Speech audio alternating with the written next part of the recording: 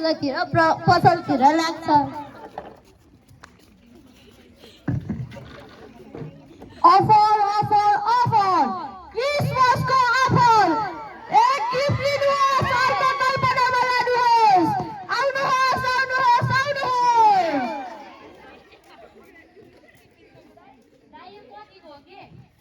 यो 500 को हो बहिनी। पैसा त देऊ अनि कस्तो खालको बहिनी रहेछ वा बहिनी। अङ्कल ए अङ्कल है तपाईँले सेन्टा देख्नु भएको छ त? सेन्टा चाहिँ देखेको छैन कि बहिनी नानी। हे अङ्कल पनि सेन्टा कहाँ बस्छ थाहा छ भने भनिदिइहाल्नु त। मेरो यहाँ मन खुलदुल भइसक्यो। पहिला त थाहा भएन, अहिले त सबैले फेसबुक र इन्स्टामा ट्याग गरिरहेको हुन्छ ल सबैले नानी ल। हे अङ्कल पनि कस्तो मजा गरे होइन कि यहाँ मान्छे सिरियस छ भनेर सेन्टा खोजिरहेको छ। जिस्किनुहुन्छ खै म गएको सेन्टा खोज्न। ओए अफर भाइ हेर त मेरो त अफरै आउँदैन त। एकछिन धैर्य गरेर बस्नु न दिदी। बस्नु चुप्ला र अहिले आइहाल्छ नि। भने बेला आउनु पर्यो नि त नि अब अफर पनि आइहाल्छ नि धैर्य गरे पो आउँछ त। खै सानी नानी माया तिमी सेन्टा खोज्दै हो? आन्टी तपाईँ नै सेन्टा हो? खै पेट हेर्दा त हो जस्तो छैन, मन हेर्दा चाहिँ बक्कल भयो। सेन्टा भाइ गिफ्ट खोइ त हामीलाई अफर चाहियो नि। तिम्रो त ठुलो पसल छ भने सुनेको थिएँ त। गिफ्ट छैन सल्लाह चाहिँ फ्री छ है। यो त आमा जस्तै पो भयो हौ। भाइ कहाँ आमा हो त? यसले त पे पनि गरेन। म पो पे गरेर यत्रो चोरी भइसक्यो त। म पो आमा हो त। तिमीहरूको कुरा सुनेर त मलाई पानी पो तिर्खा लाग्यो हौ। खै यतातिर ल्याऊ। रियलमा त अफर दिँदैन अब पानी भयो नि चाखौँ। खै मलाई नि तिर्खा लाग्यो न। हे तपाईँहरू चाहिँ आफ्नै धुनमा मान्छेलाई सेन्टर चाहिसक्यो उनीहरू चाहिँ पानीको लन्ठन गर्दै बस्छ अरे।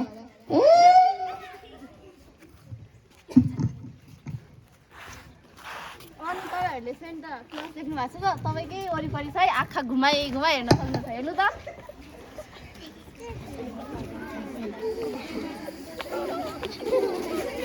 Jingle bell jingle bell jingle of the bell jingle bell jingle bell jingle of the bell jingle bell jingle bell jingle of the बेल।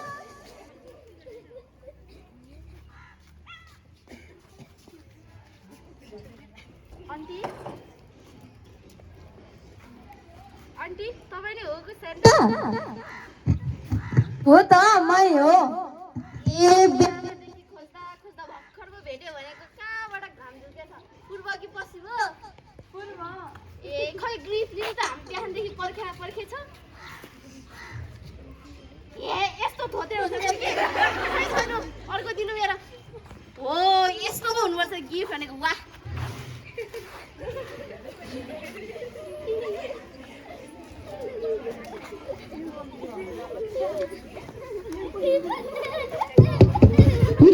मैले गीत पाएँ है। बहिनीहरूले पनि पाएँ है। ल मेरी क्रिसमस है सबैजनालाई। Wish you a Merry Christmas. We wish you a Merry Christmas. We wish you a Merry Christmas and Happy New Year.